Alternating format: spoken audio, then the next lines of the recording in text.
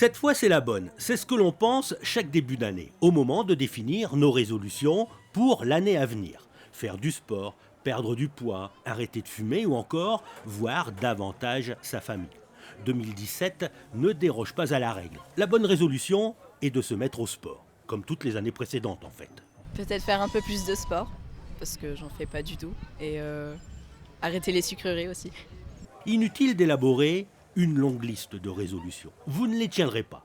Si l'on en prend plusieurs, la bonne volonté s'étiole, il vaut mieux se concentrer sur une seule, et le plus important est d'être réaliste, car la résolution n'est pas un rêve ou un fantasme.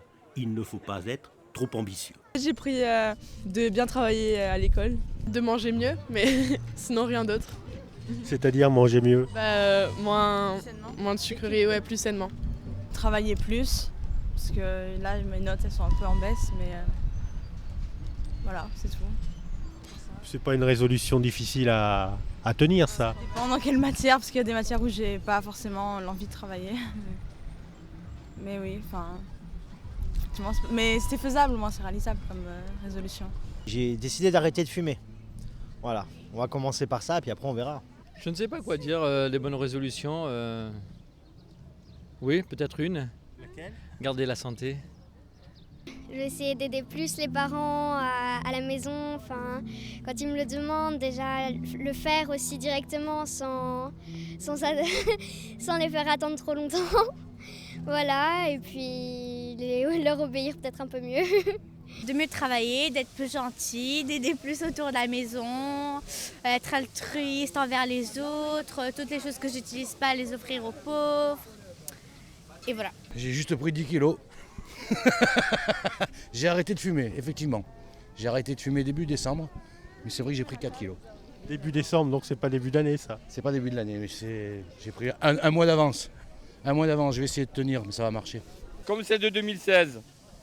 Bien manger, bien boire, faire la fête. Pour l'instant, peut-être travailler plus. On va essayer. Puis on verra bien par la suite. Travailler plus pour gagner plus ? Si on peut. Par anticonformisme, par flemme ou par volonté assumée, on peut aussi décider de ne prendre aucune résolution. Généralement, on les tient pas, donc cette année, j'en ai pas pris encore, malheureusement. On verra dans l'année. Moi, j'ai aucune bonne résolution pour cette année, pour l'instant.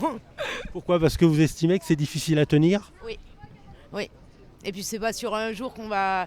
Ça, il faut se le. Enfin, je veux dire, c'est pas parce qu'on est le 1er janvier qu'il faut se dire allez, ça y est, on change les choses. Voilà, c'est tout. On n'y a même pas pensé, on a passé tellement un bon réveillon qu'on n'a pas pensé aux bonnes résolutions. En fait, non. Ça va durer 2 jours peut-être, mais. Ouh là là, ça c'est difficile. Après avoir passé 2 semaines en Écosse, venir ici et manger aussi bien, ça va être un peu dur. Mais en fait, ne pas en prendre, c'est déjà en prendre une. C'est décider de lâcher la pression, de se laisser vivre au fil de l'eau.